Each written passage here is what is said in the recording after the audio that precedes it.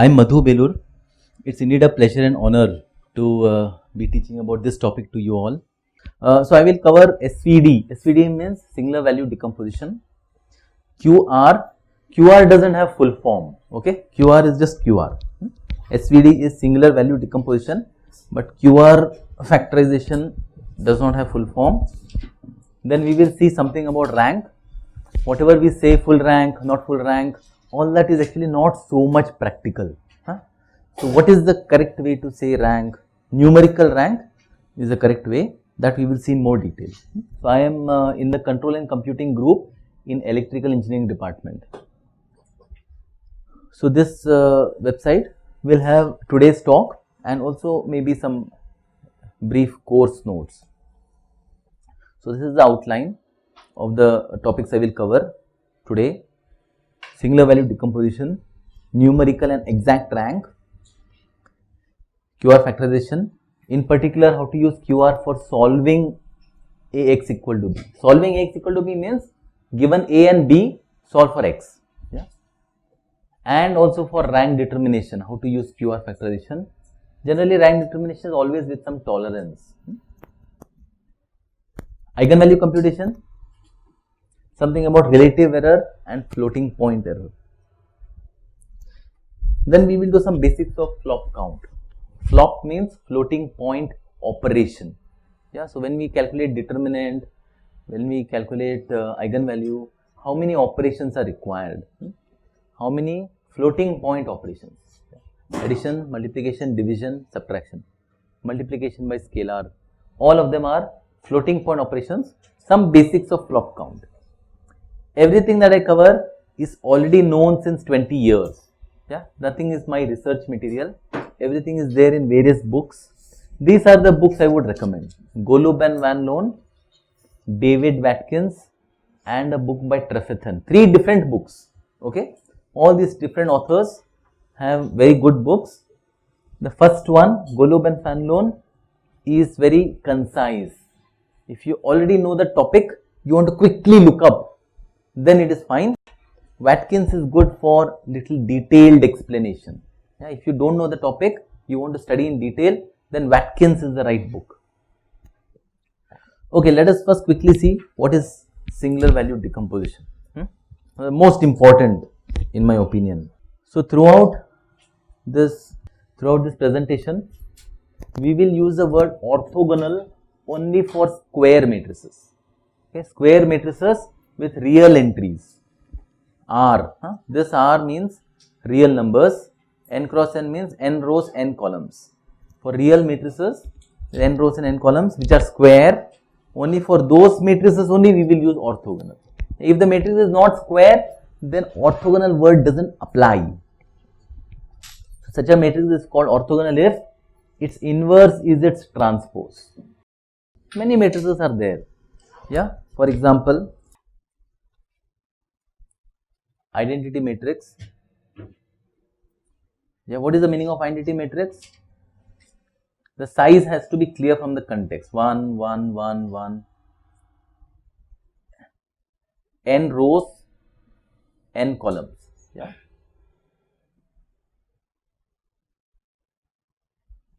So we call this IN. Sometimes one wants to say explicitly what size. I means identity matrix. All these are ones.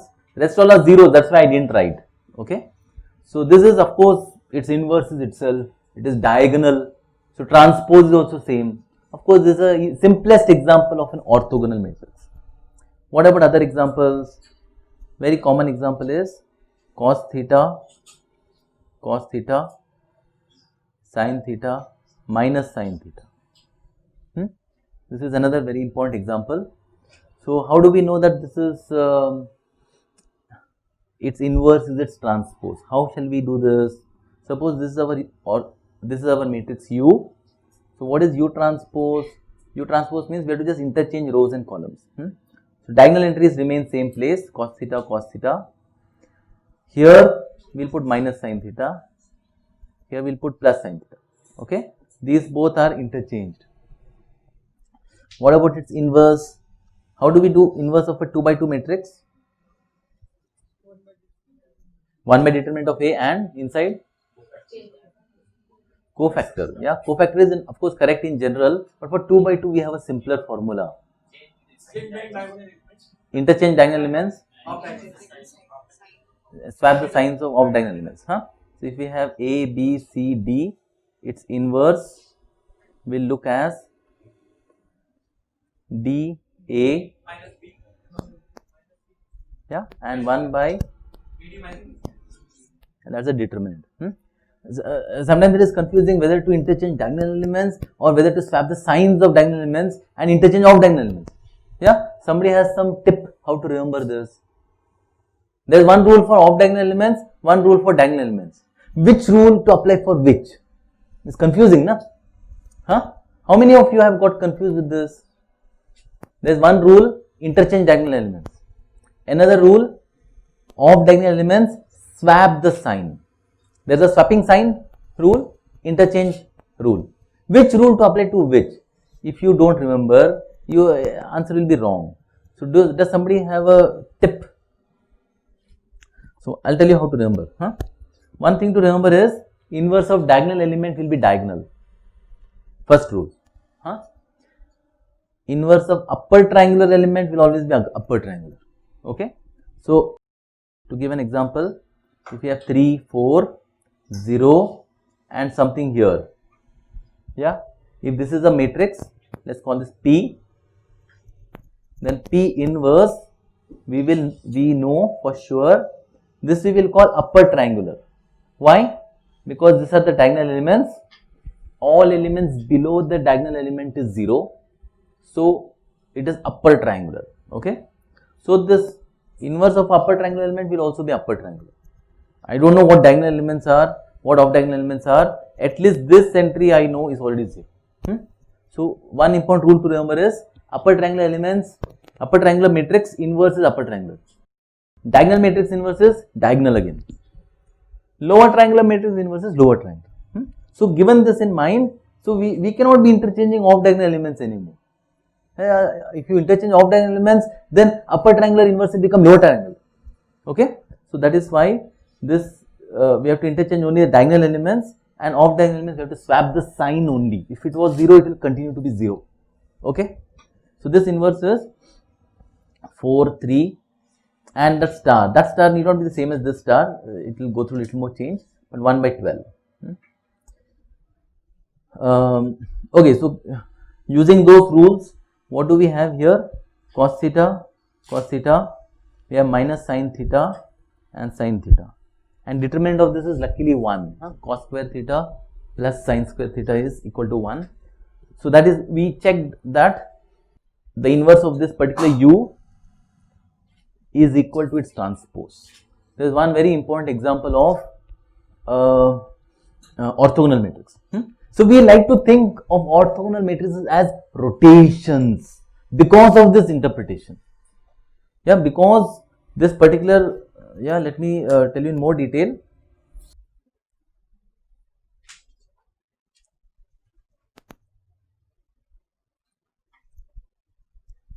Suppose in this x1, x2 axis, we have some vector whose x-axis is x1, other axis x2, and we want to rotate this to a new vector.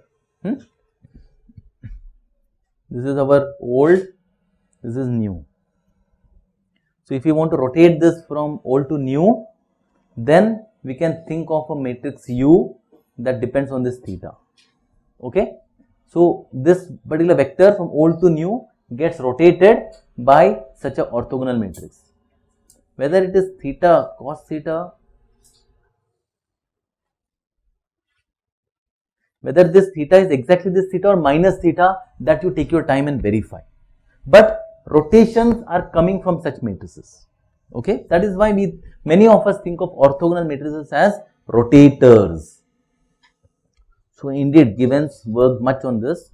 So, it is named after him, Gibbons rotators. But that is not the only orthogonal matrix. It is very important to note that there is also, let us say, there is so called householder.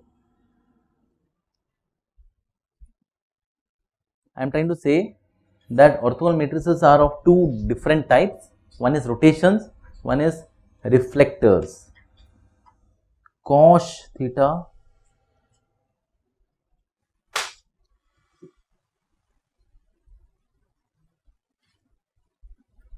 yeah, there is hyperbolic cos also, right? So what is the rule for hyperbolic cos? Cos square theta minus sin square theta is 1. So we can choose a matrix. If you choose this, then U inverse becomes equal to same. U inverse equal to U. Yeah, because it is symmetric also. Yeah, so its transpose is the same matrix, and we have chosen this entries such that it is hyperbolic cos of some theta and hyperbolic sine of some theta. If we choose like that, then again the inverse will come as its own. Somebody wants to give an example. Let's say phi 25 minus maybe 4. So when we divide, what is the determinant? 25 minus 69. So let's divide by 3. Yeah. So let us check the determinant. So determinant is 25 by 9 minus 16 by 9. Correct? That's equal to 9, that's equal to 1. So here is another matrix whose determinant is also equal to plus 1. Yeah, all orthogonal matrices determinant will be 1. Okay. But it is not a rotator. It is not, doesn't rotate every vector. So please keep note that only this rotators have this interpretation that in the two-dimensional plane they rotate. All orthogonal matrices are not rotators. Yeah, there are these other coming from hyperbolic cos and hyperbolic sine, which are symmetric. Yeah, these rotators will not be symmetric, correct? So please see my old one again. Because the signs are swapped, this matrix will not be symmetric unless theta is equal to 0. Unless you have 0 rotation, then it is identity matrix. All diagonal matrices are symmetric, but unless it is such a diagonal matrix, it will not be symmetric in general. Rotators will always be unsymmetric, except this special case, theta is either 0 or 180 degrees. Except those cases, it will always be unsymmetric. But these reflectors that I said, which are coming from hyperbolic cos, hyperbolic sine, will be symmetric. Okay, this is a very important class of rotators. I have explained for only two-dimensional case, but this has the same generalization to multi-dimensional case also. So these are called reflectors because instead of rotation, they have the interpretation that there is some plane about which every vector gets reflected. So let me draw a bigger figure. So one should think of reflectors as that depending on the matrix, there is some plane and every vector you project to this plane, and whatever angle is there from here, that much angle you put from there. Same angle. If this is theta, you put the same theta and you go to that direction. So perpendicular to this. So this is old, this is new, and this is reflecting line. In this case, reflecting line, but more generally it will be a plane. In R2, what is one dimension set? Line. But in Rn, n minus 1 dimension subspaces, you should think of as planes. Yeah. So about some plane, the vectors are getting reflected. That is how householder reflectors are being thought of. So let me remind you that we have orthogonal matrices which satisfy U inverse is equal to U transpose. Of course, this implies that determinant of U is equal to 1, but that is not converse. Somebody gives you a matrix U and whose determinant is 1, that doesn't mean it is orthogonal. Okay? Orthogonal requires that its inverse is its transpose. We have decided to use the word orthogonal only for square matrices. Secondly, just to summarize, orthogonal matrices are of two types, either they are rotators or reflectors. Rotators are not symmetric and reflectors will always be symmetric. Okay, so let us come back to this singular value decomposition. So singular value decomposition is orthogonal matrices are playing a very central role. Therefore, real matrices SVD. Actually, yeah, this is a very good question. We define it for complex matrices also. Then orthogonal we have to just slightly modify it. I will immediately after do a singular value. I'll cover that. So just in case I forget, please remind me. The question is that are these singular value decomposition orthogonal matrices defined only for real matrices or for matrices with complex entries also? So complex is the general case. Of course, they are defined for complex, and we should know about complex also. But I usually cover the real case first. We get the concepts right for real case, and then the complex case is quite similar. So coming back to singular value decomposition. SVD means singular value decomposition. Yeah. So for a matrix A need not be square. A need not be square. M rows and n columns. We define it singular value decomposition as these three things. And decompose means you sort of break it. Yeah, here it is product. Yeah. So just matrix A is given, but three matrices are getting defined. What is the meaning of this symbol? This left side gets defined by the right side. Yeah. So when A, generally we have three things here, means all three things will get defined one by one. Yeah. So all these three are required to define a singular value decomposition, in which U is the size of number of rows because it multiplies from the left side. V is the size of number of columns of A, and these both are orthogonal matrices. And the sigma is the important thing. It is the same size as this matrix A. Yeah. It is diagonal. And all these diagonal values are also sorted. These are diagonal and positive values. They are all sorted.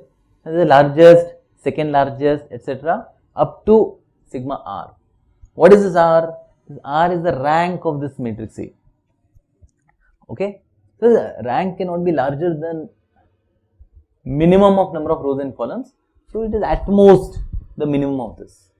What about the rest? Rest will be just padded with zeros. Yeah, I will show on the paper very soon. See this, if the sigma is not square, then what do you say diagonal element? Either number of rows will finish or number of columns will finish. Yeah, so it will not be square, it is rectangular matrix. So these sigma i's are called the singular values of that matrix A. That's a definition. After ordering, these singular values are unique. U and V are in general not unique. This sigma 1, the largest, is called the largest singular value. It denotes amplification. We will see that very soon. What does, when somebody says not full rank, what does it mean? That this rank is strictly smaller than the minimum. If the rank is equal to either M or N, then we say full rank. If it is strictly less, then we say it is not full rank. And this sigma min, which is sigma min is defined as the minimum singular value, minimum of the non-zero singular values. Yeah, you see, we are insisting that each of them, there is a strict inequality here. We are insisting that each of the singular values are positive. The smallest of them, that we call minimum singular value. Sometimes people use minimum singular value as the mth or the nth one. There's some convention there. Okay, so let me come to this case. Somebody says, are the singular values unique? Yeah, I'll tell you very soon. So suppose we have a matrix A. For simplicity, let us take it square. Let us also take it diagonal. 3, 8. Yeah. So for diagonal matrices, singular values of A are nothing but 3 and 8. But if we write the singular value decomposition, then U sigma V, notice that we want that these singular values are ordered. So this should be greater than this. So we have some matrices U and V. U and V require little more work in general to find U and V, but these diagonal elements are easier to find. They are sorted according to decreasing. So what are the singular values? 3 and 8. Yeah. Somebody calculates 3 and 8. Somebody else calculates 8 and 3. So we will like to say that, look, why don't you sort according to decreasing, you also sort, then his first singular value will be same as his first singular value, his second will be same as second. So after you sort them, then they are unique. Otherwise, his first singular value will not be equal to his first singular value. So we have to sort them, after that they are unique. But U and V are not unique. The orthogonal matrices which bring A to its singular value decomposition are not unique in general. Also, it doesn't depend on the sign. Even if you have plus and minus of these 3 and 8 values, still the singular values will be 8 and 3 only, because singular values have to be positive. Yeah, if they are, you pre-multiply by any orthogonal matrix now, maybe some cos theta, sin theta, minus sin theta, cos theta. You pre-multiply and post-multiply by any orthogonal matrices, singular values will still be the same. Okay, so all these pre-multiplication, post-multiplication of the orthogonal matrices will all go into U and V. Okay, the next question was orthogonal we use for U in R n cross n. We insist that it is square. After it is square, we use the word orthogonal. But what about complex? Complex, the analog is something called unitary. First, if we just like we do singular value decomposition, we use orthogonal matrices. If we want to define singular value decomposition for complex matrices, first we have to have the analog of orthogonal. The analog of orthogonal is unitary, means that U inverse is equal to U transpose, but not just transpose, you have to also take complex conjugate transpose. Every entry you have to take complex conjugate and then interchange rows and columns. Okay, this is the definition of unitary. So this whole thing we call as U star. U star means for scalar we say star for complex conjugate, but for matrices star will mean complex conjugate transpose also. That's the notation. So we will call a square complex matrix unitary if its inverse is equal to complex conjugate transpose. Yeah, and now we do SVD. If somebody gives you a matrix m rows and n complex, m rows and n columns with complex entries, then we can say singular value decomposition. A is equal to U sigma V. Yeah, U and V are unitary, and sigma is again same. Diagonal elements are all positive.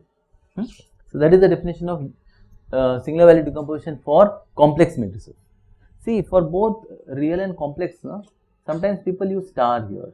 That is also standard notation. Yeah, if some matrix is orthogonal, then its transpose is also orthogonal. In the definition, do you call that right side matrix V? Do you want to call that as V or V transpose? That depends on the application. Some people you call that more standard, they call it V transpose. Okay, if it is V transpose, it has some direct interpretations. So please note, so some people say singular value decomposition is U sigma V, like I did. Some other people say U tilde maybe sigma V tilde transpose. As I said, U and V are anyway not unique. Yeah, but whatever right side they get, they put a transpose. Yeah, if a matrix V is orthogonal, is its inverse also orthogonal?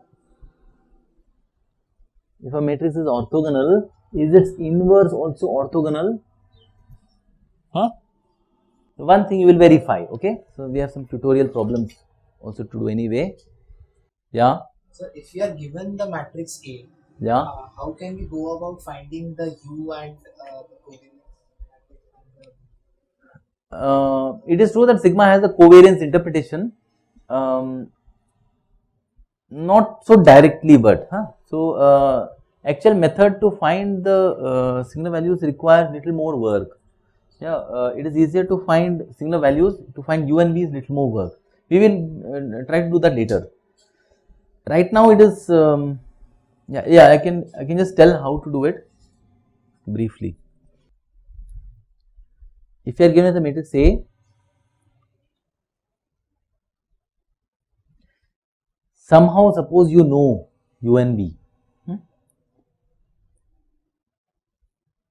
yeah, in which U is equal to U inverse is U transpose, V inverse is equal to V transpose. So let us just calculate A times A transpose and check what happens. Huh? There are three unknowns, na? U, sigma, V, all three unknowns. From one matrix A, we have to calculate three things: U, sigma, V. U and V have to be orthogonal, sigma has to be diagonal. Quite some work, yeah. So let us try to reduce the number of unknowns. So why don't we just multiply A and A transpose and check. So what is A transpose? A is just U times sigma times V, and when you do transpose, then the order gets reversed. Huh?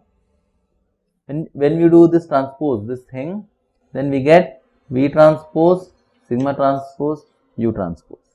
Yeah. So now you see V transpose is identity because inverse of a matrix V is its transpose. Yeah. So this is nothing but U times sigma transpose times U transpose. Okay. So this sigma, I was telling you that this,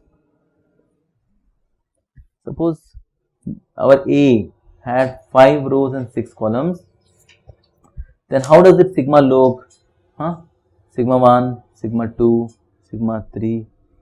Because it has only 5 rows but more number of columns, the number of rows will finish first. When you are going along the diagonal, number of rows will finish first. So we will read sigma 5 here. So rest we will say we just pad it with zeros. Okay. Here in this case we have to pad it with zeros on the right side. So if the matrix is very wide means what? Rows less than columns. Tall means rows greater than columns. Yeah, depending on what length and breadth, we will decide whether it is tall or wide. Some people say fat for wide, both words are used. Otherwise, if both are equal, then you say square. So if it is wide matrix, then we have these zeros coming here. If it is tall, then we have these singular values along the diagonal, sigma 1 up to, and zeros at the bottom. Okay. So depending on whether the matrix is wide or tall, we have singular values along the diagonal and zeros padded either right or bottom. Now, but sigma times sigma transpose will always be diagonal, square. I want you to verify this slowly later. So now, in any case, sigma times sigma transpose is diagonal, square, and it's, so this one we notice is actually nothing but like eigenvalue decomposition. Yeah, because we see that actually this is nothing but eigenvalue decomposition. One can find the singular values of a matrix A by finding out eigenvalues of A transpose. That is, let me just write this a little more precisely. Sigma I of A are nothing but square root of eigenvalues of A times A transpose. Singular values, many years ago, I think close to 100 years ago, eigenvalues also used to be called singular values. Over time they decided to use the word eigenvalue, and singular values got used for a different purpose, for this purpose. So singular values of A are square root of eigenvalues A transpose. Incidentally, A transpose A and A transpose have the same non-zero eigenvalues. Okay. So if some eigenvalues are 0, then rest of them you pad here with zeros. So there is some such shortcut to calculate the singular values of a matrix A. Also, there is something that assures that eigenvalues of A transpose will always be positive. So when you take square root, you don't get into complex numbers. Yeah, because singular values we said have to be positive. They better be real. So when you are taking square root, we want to be sure that this eigenvalues of this A transpose are all at least positive. Okay. So they are all in fact real, they are all positive, and when you take square root, just take the positive square root, they are the singular values of the matrix A. So that is how one calculates. Also something assures us that this, when in general we calculate T inverse dt, correct? But here this, when you calculate eigenvalue decomposition, then this is how we calculate eigenvalues. Yeah, this is a decomposition of the matrix A, and all these contains the eigenvalues. In general, we do Jordan decomposition. This is called Jordan form. But if the matrix A is symmetric, then in fact this decomposition you can insist that this matrix and this matrix are not just inverses of each other, but also transposes of each other. In other words, they are orthogonal matrix. Yeah, if the inverse is its transpose, then it is orthogonal. So that is how we get singular value decomposition. Singular values can be got like this. To get those vectors, to get u and v requires little more work. That we will perhaps see at the end of the lecture today. So it is clear what is the meaning of after ordering sigma I are unique is clear. In general, u and v are not unique. Sigma 1 is the maximum singular value. If the number of singular values, if the number of non-zero singular values, which is r, if that is strictly less than m and n, then we will say it is not full rank. If it is equal to m, if it is equal to m means that it is wide, yeah, then we say full rank, full row rank. It is clear what is the meaning of after ordering sigma I are unique. U and v are in general not unique. R is the number of non-zero singular values. If R is equal to the minimum of m and n, then we will call it full rank. Whether to call it full row rank or full column rank is still not clear. If this matrix is like this wide,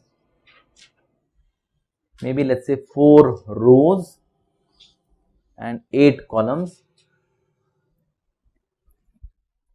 then R, the rank, is less than or equal to minimum of 4 and 8. So it can at most be 4. Okay. So if it is equal to 4, you will say full rank. In this case, you will say full row rank, yeah, because row rank and column rank is equal. But if the rank is equal to the number of rows, then you say full row rank. Yeah. So it is true that row rank equals column rank, but full row rank does not mean full column rank. Yeah, is that clear? When the number of rows is equal to the row rank, when the number of rows is equal to the rank, we will say full row rank. But if the matrix is not square, then full row rank, full column rank are not both possible. Yeah?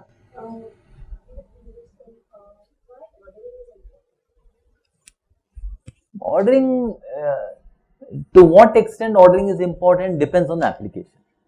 For some applications, ordering is not important. Yeah. For example, if you want to speak of uniqueness, that group calculates singular values, this group calculates singular values. Now I want to say his first singular value, his first singular value, they are same or not. For them, for that I have to ask all of them to order, sequence them. It may not be required all the time. You can order in ascending order also, or descending. Depending on the application, you can choose a different order. Many applications don't need ordering at all. When you say eigenvalue decomposition, we don't say eigenvalues are ordered. Eigenvalues, numbers can be ordered if they are real. Complex numbers we can order according to modulus maybe. Yeah, so because they are all real, they are all positive, we might as well order them. Yeah, some applications need the ordering, some applications do not need it. Okay. Generally when somebody says that you can do this singular value decomposition, the next question is it unique? So the answer is that if you order them, then you have uniqueness. Yeah, in that context I said you order them before you check uniqueness. But u and v, even that sigma is unique, but still u and v are not unique. Is it that you order them, they'll become unique? Answer is no. Sometimes things are not unique, but you just order them correctly and then you have uniqueness. But sometimes not even that will work. That way we say unique up to ordering. Okay, so now let us just quickly, many of these things are background material, but singular values are very important, so we spent more time. So let us try to link non-singular matrices, you all know. Let us try to link that with singular values. So generally, non-singular word we use for only square matrix. So a square matrix is called singular if, bad typo, is If the determinant is non-zero, then we call it non-singular. Please, so this is opposite. Huh? Okay, I'll correct it. So now the next thing is, so whether something is singular, somebody gives you a matrix and says, is it singular or not? So this is a very layman question. Yeah, because all these entries in that matrix A are not known uniquely. So it's called non-singular if determinant of A is non-zero. Singular if the determinant of A is 0. So somebody asked you, is this matrix singular or non-singular? This is a very layman question. It's like somebody says, do you live near a railway line? Yeah, nobody lives on the railway line anyway. Yeah, some people say near railway line means 10 meters. Yeah, in maybe rural India where the railway network may not, in Mumbai city maybe near railway line means 100 meters, you can walk. In rural India maybe near railway line means within 10 kilometers. Yeah, so unless entries of the matrix say when you get from practical data, numbers are not known very precisely. If you think determinant of A will be exactly 0, that doesn't happen in practice. Yeah, even on the calculator also you take some very simple numbers. Yeah, maybe sine of pi. Yeah, you may not get 0. You might get 0.00001. Yeah, so that way it is like asking, do you live near a railway? You say, and says no. Tell me yes or no. Answer always is, it depends on what is near. Yeah. So correct question is, do you live within 1 kilometer of a railway line? So you have to set the tolerance. Within the tolerance, are you near a railway line? Is the right question. Yeah, somebody might say 1.1 kilometers. Somebody might say 0.001 kilometers. So singular matrices, why it is not a good question? Because singular matrices, they can be made non-singular by very little perturbation. I'll give an example. Somebody gives you a singular matrix, very small perturbation can always make it non-singular.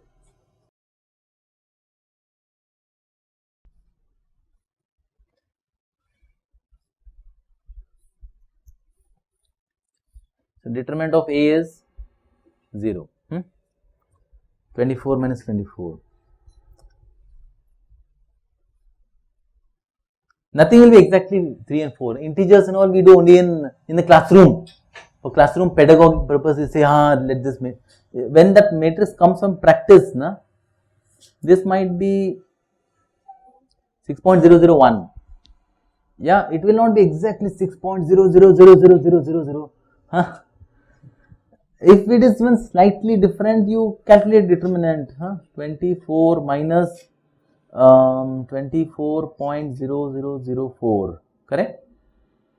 So this is minus 0.0004. So it's not 0.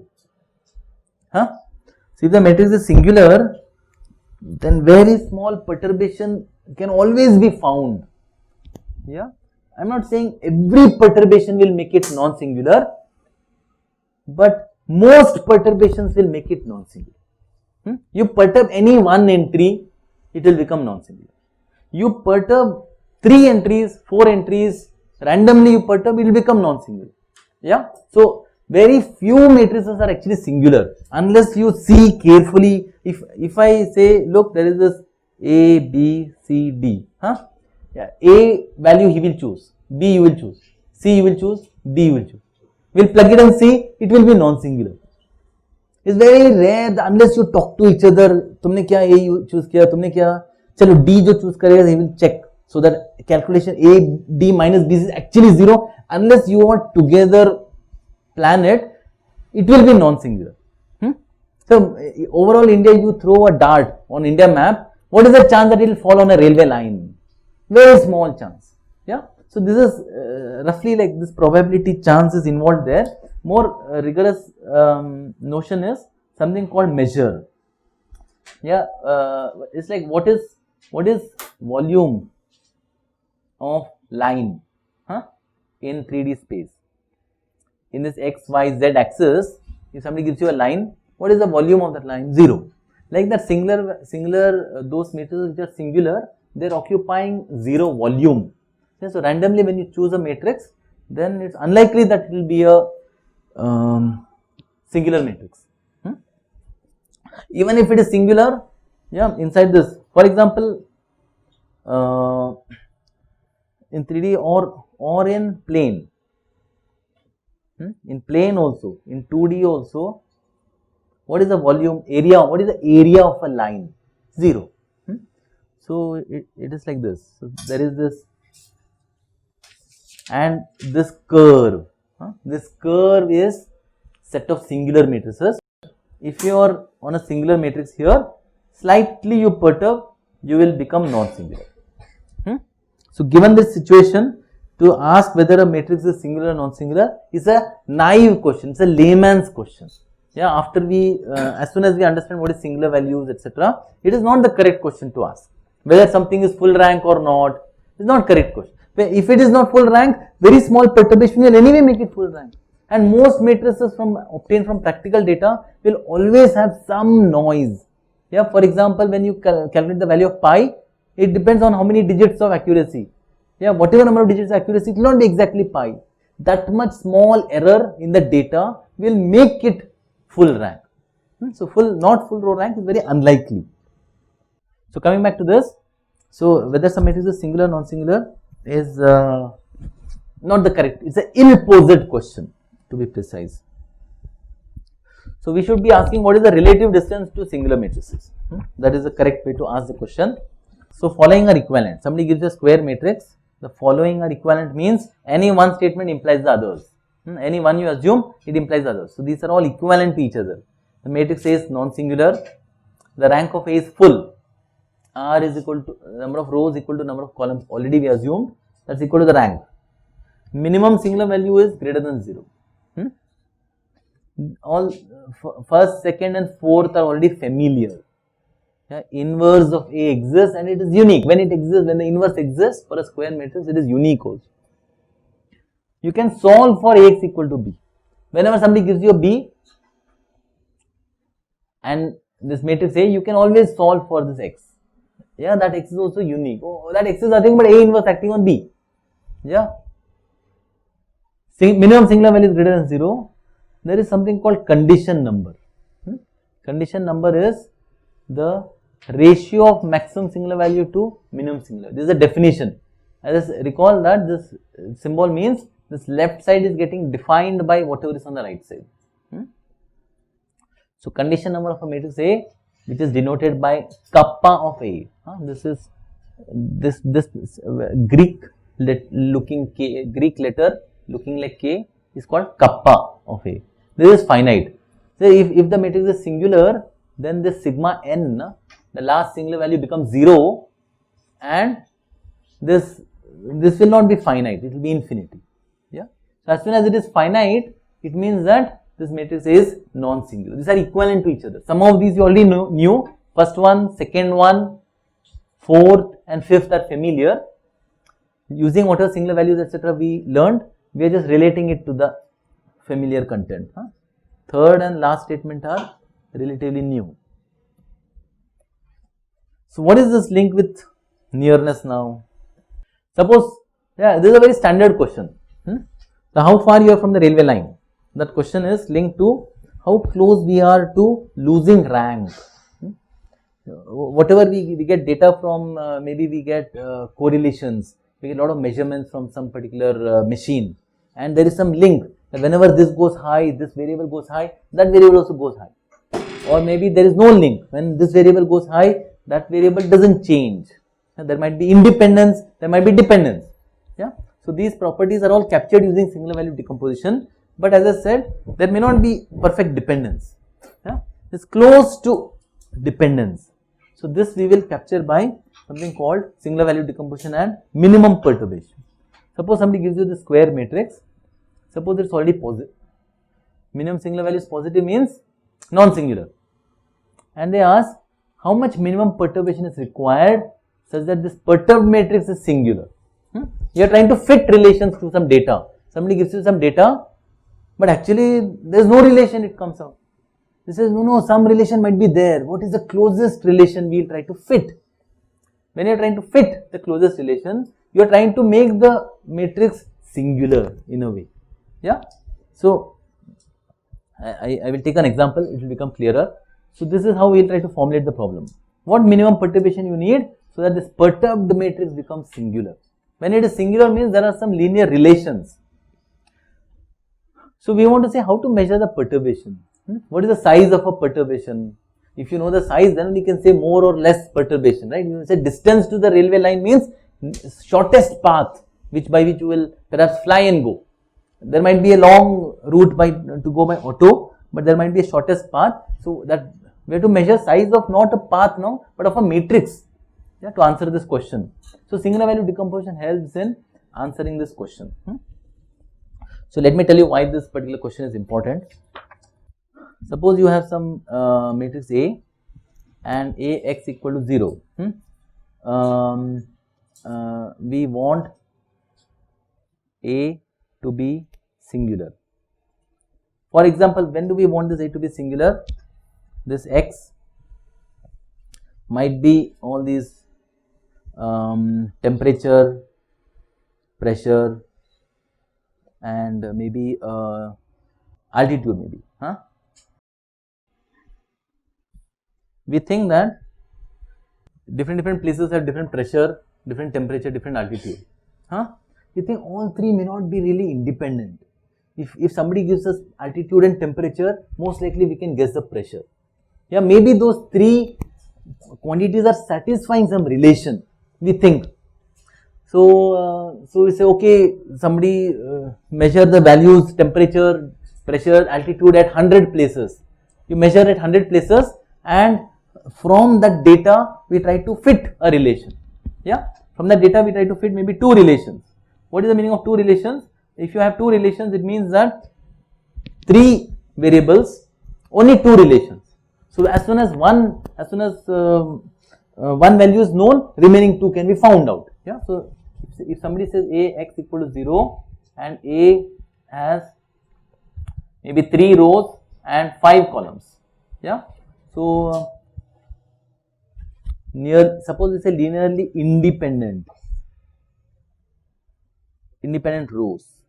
What does that mean? 2 degrees of freedom. What is the meaning of degrees of freedom? Out of 5 quantities, when it's A acts on X, there are 5 quantities here. Out of 5 quantities, when 2 quantities are known, then the remaining 3 can be found out. Similarly here, because there is only 1 degree of freedom, there are 2 relations.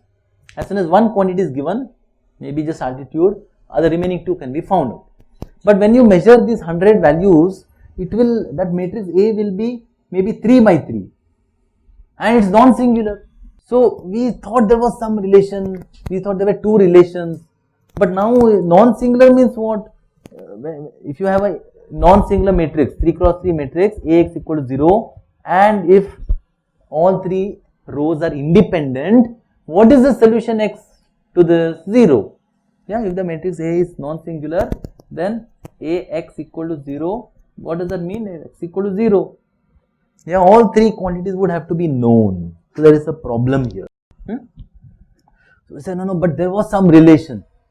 So why don't we try to find the nearest singular matrix?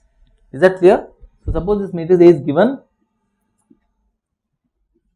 Now this was non-singular. We want to find A plus delta A. We say that look, all these measurements, we asked you to measure temperature in degrees Celsius up to 5 decimal points, but we don't have enough good temperature sensors. We got only 1 decimal point. There might be some error in the calculation. So because of all this, whatever A we got is not exactly. We want least perturbation and we want to find the relation. Yeah. So now this A plus delta A is also a 3 by 3 matrix, but this is only rank 2. Yeah. If it is rank 2, then we say that maybe third row is linearly dependent on the first 2 rows, third row we throw out, and we have 1 degree of freedom. Yeah, when you are trying to fit some relation on some data, that time whatever matrix you get will most likely be non-singular, because there is always some error in the data collection because of sensor accuracy, for example, and whatever matrix you get, you want to perturb it the least, and you want to fit a relation now. Yeah. So that time you want to solve this minimum perturbation problem. Another, for example, situation is, this is also a very surprising link. So suppose this matrix A is U sigma V, yeah, and A is m cross n. So what is the number of entries? M times n, number of entries. So suppose these matrix A are all pixel values. Yeah, we take a photograph of this particular room, and every value is some pixel. Let's convert it to grayscale, for example. All numbers are between, let's say, 0 to 255, and this matrix, yeah, all these grayscale values, yeah, there's like top left. So I am seeing this image, top left is here. Here is top right. Like that, we send a matrix, and we want to send this picture by a communication channel which is low bandwidth. Yeah. So there's so many m times n, that many high resolution picture we have taken, and it's very slow to send that data. So we will like to sort of do image compression. So some image loss is okay. So we suppose we don't mind lossy compression. Then we will check rank of this. We'll check rank of this, and it turns out that rank is only suppose out of, suppose it's 255 by 255 size matrix, but the rank is only, let's say, 5. Suppose the rank is only 5. Then it will turn out that you have to send only 5 columns here, those 5 singular values, and 5 rows. Remaining singular values are anyway 0. In our U sigma V, if all these remaining entries were 0, they are getting multiplied to 0 columns here, and they are multiplied to 0 rows. They are getting multiplied to some columns here, which will become 0 anyway. Here also the remaining bottom rows are getting multiplied by 0. So it doesn't make sense to save these rows which will get multiplied by 0. So we will call this thin SVD. What is thin? Only corresponding to non-zero singular values. Yeah. So we will now count how many entries we have to send. How many you have to send? This is 255 number of rows. 255, 5. There's only 5 entries are there. This 5 by 5 matrix, and this is 255 again. Finally, after you multiply, you will get 255 by 255 matrix. But we will not send matrix A. We will send U sigma V separately. So notice that the calculation will be much lower. 255 into 5 number of entries plus those 5 singular values plus again 255 cross 5. Yeah. So this is much smaller than 255 into 255. Okay. Now suppose it turns out that, look, only 5 singular values are large, remaining are small. Yeah, rank may not be exactly 5, rank might be 100, but only 5 singular values are large, remaining are small. You don't mind losing that much information, but you are able to at least send the data very soon. Nowadays, many of these images, some reasonable version downloads immediately, then the details come. Think of it like this, that the vectors correspond to large singular values download first, and slowly the smaller singular values are for finer accuracy. They may not be required in the first download. So you can check later that by sending U those singular values, sigma 1 up to sigma 5 and the V, by sending them separately, we have to send far lower number of data points. Yeah, further, if you use that they are actually all orthogonal to each other, maybe even less are enough. So these are places where we want to approximate the matrix by a lower rank. Yeah, here if only 5 singular values are large, remaining of singular values are very small, we will like to approximate that matrix by minimum perturbation and send a lower rank matrix, which might be a little loss in the image, but still it is much smaller size. So there are different ways of asking this question. So is the motivation clear why we want to find the minimum perturbation such that the matrix becomes singular? Singular is special case, we might want to lower the rank. So singular value decomposition is extremely useful. It's used for this purpose, for fitting relations, for example. But only that we have to see a little more theory for this. So for that we have to first decide what is the size of a matrix. Before we see size of a matrix, we will see size of a vector. Yeah, this is more familiar to you. So the X is an n tuple. We call this an n tuple. To say it's an Rn means n entries. For convenience, sometimes you want that vector to be column vector, sometimes we want to be row vector. That's depending on convenience. So x1, x2 up to xn. Yeah. Regarding the perturbation, A plus delta A, what we are doing. Yeah. Is there any limitation on delta A? How large size we will tolerate? Is that the question? Yeah. Yeah. So there is a concern that we should not have. The question is that is there a limit on how large delta A is? So suppose somebody says I don't mind 5. That 5, we want to know what is the meaning of that 5. Suppose somebody says I don't mind delta A being smaller than 5. Does that mean entry wise the size is 5 or the total is 5, total of all the entries, total of absolute value is 5. So we want to have a notion of how to measure size of a matrix. Before we say what is tolerable, what is not, we want to associate a notion of length to a matrix. Yeah. So that is the purpose. Then we will speak of what is tolerable, what is not.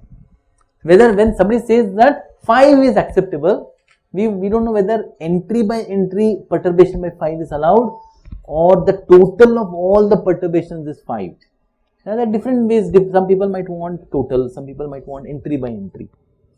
So for that we are trying to quantify, we are trying to introduce this notion of norm of a matrix, size of a matrix.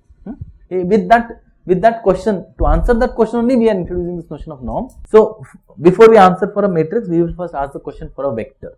So for vector, we will like to associate the notion of length of the vector. This is very familiar. X1 up to xn is an n tuple, we say. N components, all real numbers. Its 2 norm is defined as square root of sum of squares of x1, x2 up to xn. This is the most standard notation, standard definition. It is also called Euclidean norm. Euclid used to study these things much. So Euclidean norm. This is the most standard notion of distance. Well, it's like hypotenuse, x1 square plus x2 square. And these are all perpendicular to each other, these components. That's why we can just take sum of the squares of all the components. So this is a notion of distance. So the more general than norm is actually metric. So norm is a type of distance, but it has some more properties. It is some linear. But more generally, we have a notion of metric. All metrics need not be norm. We will deal with this one. This is called Euclidean norm. So it is called 2 norm. 2 norm by and large most common notion of distance. Depending on the application, there are some others also. For example, some people use 1 norm. Some people use infinity norm. More generally, there is a P norm. From now on, if I don't mention here, see this subscript now I have mentioned here, right? If I don't mention the subscript, it means 2 norm. Yeah, because that's the most common anyway. So it turns out that this maximum singular value, that the singular value decomposition was giving this valuable information, sigma 1, sigma 2 up to sigma n. The largest of them is called sigma max. That is also giving us amplification. Yeah, this requires some elaboration. Suppose there is this matrix A. When A acting on X will give us Y. So how many components X has? X has number of columns. How many output Y has? Number of rows. Yeah. So this A should be viewed as a map from where to where it takes. Okay. A we like to think of as a map because generally we multiply vectors to the right side of A. If somebody gives us matrix A, then we put the vector on the right side. We generally write it as column vector. Yeah. Keeping that in mind, it is a map from set of n tuples to set of m tuples. Yeah. Now we have a notion of distance here. What is the notion of distance here? Euclidean norm. We have a notion of distance here also. Again Euclidean norm. What is the notion of distance here? x1, x2, x3 up to x1 square plus x2 square plus x3 square plus up to xn square and square root. That is the notion of distance in Rn. Ax also has a notion of distance. Yeah. What is its notion of distance? Square root of y1 square plus y2 square plus up to ym square. Correct? So we can ask, has the length become more or less? The length could become more or less depending on the direction. That is the issue. For example, A could be equal to 2004. Yeah. So when x is equal to 10, then y is equal to just 20. When x is equal to 01, y is equal to 04. Correct? Nice diagonal matrix. Is there an amplification? Amplification is what? Size of output divided by size of input. Yeah, that is how we do in signal processing. Right? So is there any amplification? Has the length increased? Yeah. So we can ask, length actually has increased or decreased in general, depends on the vector. So this first vector underwent amplification by 2 times. Both input vectors x are of length 1, but in first case output vector y has length 2, second case output vector has length 4. So the amplification depends on the vector x in general. Yeah, but you can check that if this gets 5 times this will just be 5 times this. Sorry, if you multiply by 5 here, this will also just multiply by 5. That is, I said norm has some linearity property. This is that linearity property. So amplification depends only on the direction, not on the length of the input vector, as long as the input vector is non-zero. So we can ask, what is the ratio of output length by input length? But we also want to take maximum. Supremum you can just think of as maximum. Maximum over all vectors. Yeah. Because as I said, some input vectors are causing more amplification. So this ratio, we want to now look at maximum ratio, and denominator should not become 0. That is why we have ruled out 0 vector. For norm, only the 0 vector has 0 length. As soon as even one component is non-zero, that vector is non-zero, length will be non-zero. Luckily, these component squares cannot cancel each other. Yeah? Because of that advantage, only the 0 vector we are ruling out, so that the denominator does not become 0, and over all non-zero vectors we are looking at this ratio of output length by input length, and we are looking at how much amplification has happened. That maximum amplification is exactly sigma max. Our maximum singular value had this very important interpretation. What is that interpretation?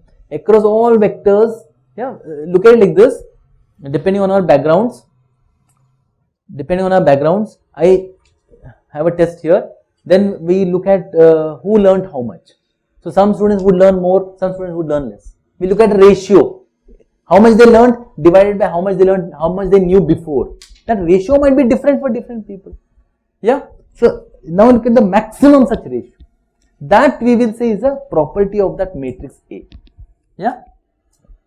That is the meaning of this. So sup means supremum. Supremum we should think of as just same as maximum. There is an important small difference, but for our matrices it doesn't matter. So maximum ratio of output length divided by input length is defined as turns out to be equal to the maximum singular value. So singular value decomposition tells us how much the vectors can get amplified. Lengthened, amplified we should think of as the length has become more or less. Yeah, if the maximum singular value is 0.001, all vectors are becoming small. Yeah, maximum lengthening is actually 0.0001. Most vectors will become even smaller. So maximum singular value gives us the size of how much that vector will get lengthened. It might get rotated also. Right now we are concerned only about lengthening. So ratio of gain of possible vector, all possible vectors, maximum, actually the maximum ratio. As I said, only the directions matter because common factors, no, they will get cancelled here. If the vector is non-zero, in numerator, denominator, the vector will get cancelled. Denominator equal to 0 is being ruled out. Yeah. So for vectors, this norm indicates size, indicates length. What to do about, so we can say very small vectors, we can say very small perturbation. Somebody asked that delta A, what size is allowed? So very little is allowed. When you want to say, you will just say norm is this much, 0.001 Euclidean norm. Yeah. So this small or large for vectors now we understand. Just take the norm. Now we want to do that for matrices also. So for a matrix we will define its size like this as maximum amplification. Maximum amplification is size of the matrix. Yeah. So we are, what we noted after previous slide's discussion is, this is nothing but size of a matrix is maximum singular value. That is important interpretation of singular value decomposition. So you see, we are doing some shortcut here. Matrix A, where is the size of, I have not written size. It had m rows and n columns. So let's go back to this. So this matrix A, yeah, Rm to Rn. A was a map from Rm to Rn. There was a notion of distance here. There was a notion of distance here. We were lazy to define a new notion of distance for matrices. We took these two notions and just defined that ratio and maximum ratio. Yeah. So this shortcut, this input Rn, output Rm, both already had a notion of length. We use that to induce a notion of length for the matrix also. Yeah, this is like shortcut. That is why it's called induced norm. What is induced about it? That every matrix A we think of as actually taking vectors from here to there. These two here and there both have already notion of length. We will just use that notion of length and define size of the matrix also. Yeah. So this particular shortcut method is called induced norm. So everybody knows what is induced norm. Vector norm was used to define matrix norm. Vector norm on input space and output space. Yeah, induced 2 norm is its maximum amplification. Okay, induced 2 norm of a matrix is exactly sigma max of A. That's what is content of this slide. Yeah. So do you think this is very useful interpretation of singular value decomposition? It tells you how to quantify size of a matrix. Now a very important result. This is answering our question. If our matrix A was given to us, sigma 1, sigma 2 up to sigma n are those singular values of A.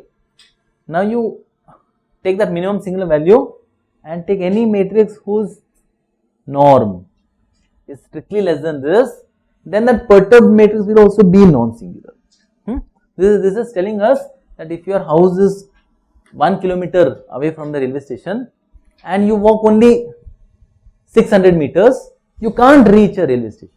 Yeah, this is a guarantee that you perturbed by anything smaller than the smallest singular value, this perturbed matrix will remain non-singular. Yeah, in particular if B is 0, 0 matrix will have 0 norm. If you don't perturb, then it is non-singular. Already it says sigma n, the original matrix is non-singular. Sigma n is strictly greater than 0 and you perturb by something whose size is strictly smaller. We already have a notion of size of a matrix, yeah, maximum singular value. And this perturbed matrix is guaranteed to be non-singular. So you have to perturb quite much. How much you have to perturb?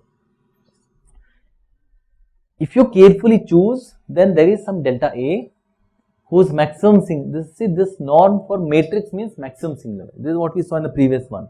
Yeah. So I said 2, na? If nothing is written means 2 now. For matrix 2 means what? Actually this ratio. For vector, this 2 means sum of squares of all the components and square root. That's Euclidean norm. Yeah. We are what we call this abuse of notation. Yeah, the same 2 we use sometimes for vectors differently, for matrices differently. Yeah, as long as the convention is clear, this abuse is okay. So we are using this 2 for both vector and for matrix. If it is matrix, we have to understand it like this. Yeah, so when I don't write anything, it will mean matrix 2 norm. So if that matrix size is smaller than this, then this perturbed matrix will always be non-singular. And if you allow that much up to sigma n, then you can find one carefully chosen delta A such that this perturbed matrix is singular. As soon as it is singular means you have found relations between the data. Yeah, and this perturbed matrix is in general non-unique. Yeah, does that answer the question? So let me come back to this. Okay, so we are again looking at a matrix A, m cross n. So number of columns. Norm of a matrix. Huh? Norm of a matrix. Norm of matrix B. So if we don't write anything, it means 2 norm, and 2 norm we define only for vectors, but for matrices it will mean that you look at the maximum ratio, maximum of Ax by x. Those you take 2 norms. Yeah, we don't want denominator to become 0, so this maximum ratio is called 2 norm of a matrix. X is not unique. X is not unique. Look, see, how to choose X will become very clear after I tell you another interpretation of singular value decomposition. Yeah, suppose somebody gives you a singular value decomposition. A is equal to u times sigma times b. Yeah, so what does this do? When A acts on X, this u, sigma, v are all going to act on X one by one. First v will multiply to X, then sigma will multiply to X. Sigma, first v will multiply to X, sigma will multiply to Vx, and then u will multiply to sigma Vx. Think of these as happening one by one. So given X, what does Vx do? It just rotates. I know orthogonal matrices are not always rotators, there is reflectors also. They either rotate or reflect, but they will not change the length. Yeah, at least you are sure that rotations don't change the length. Yeah, so Vx will just rotate the X. It doesn't change the length. Then sigma will act on Vx. Does sigma change the length? Yeah, diagonal matrices will always change the length. When diagonal matrices act on vectors, you should think of as each component is getting scaled. No, one component did not get added to another component. Some nice decoupling is there. Yeah. So diagonal matrices you should view as component by component scaling. Rotations don't do that. Rotations will rotate the vector. One component will get added to another component. There is little more messy calculation, but for diagonal matrices very convenient. So sigma does that. When sigma I said is a diagonal matrix, all these diagonal entries are singular values. They are usually sorted in descending order. But so why one will get scaled most? Yeah, in typical sigma matrix, because of that sorting, first component will get scaled most. Yeah, like that, diagonal components by component scaling. Then u will finally get multiplied to sigma Vx. U is again orthogonal matrix. It will again rotate the matrix. So every matrix A, to say that you can always find a singular value decomposition means whenever a matrix A acts on a vector, you can think of as 3 separate steps. First one, rotation, no change in length. Then diagonal matrix means component by component scaling in a new basis, of course, and again re-rotation. Yeah, re-rotation means it's not rotating by the same amount. This u and v are different sizes actually, but again another rotation. So every matrix A is first rotation, then component by component scaling, and another rotation. Okay, so these 3 steps can always be thought of as separate activities, and every matrix is actually composed of these 3 separate activities. That is the meaning of singular value decomposition always exists. So now, since everybody agrees that u and v orthogonal matrices do not change the length, all change in length is happening only in sigma, correct? So we are trying to answer the question how to choose a vector x. Yeah, singular value decomposition as another interpretation of matrix A as rotation followed by component scaling and another rotation is clear. That will help us to identify the vector x which undergoes maximum amplification. So since u and v don't change the length, we might as well assume this is diagonal, sigma 1, sigma 2, sigma n. We might as well assume it is diagonal. Yeah, sigma 1 greater than or equal to sigma 2 greater than or equal to, you have x1 0 0 0 0. This undergoes amplification by sigma 1 to sigma 1 x1 0. Yeah, x1 x2 up to xn are the n components of the vector x. How much amplification this vector undergoes? Sigma 1. How much amplification? 0 x2. How much does this undergo? Sigma 2.